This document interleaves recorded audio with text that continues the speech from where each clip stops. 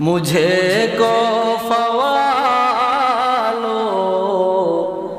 मुसाफिर न समझो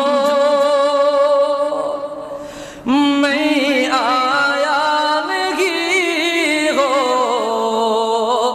बुलाया गया हो।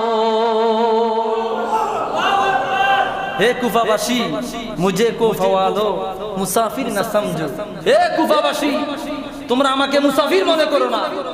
ইমাম হুসাইন দুঃখ ভারাক্রান্ত হৃদয়ে বলেছিলেন, হে কুফাবাসী তোমরা আমাকে মুসাফির মনে করো না।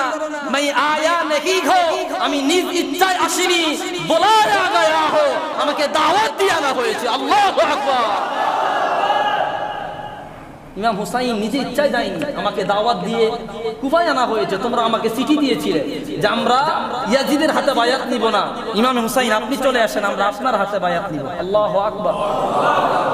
এজন্য কবি ইকবাল বলেন, মুঝে কি বলবো ভাই, মুঝে কো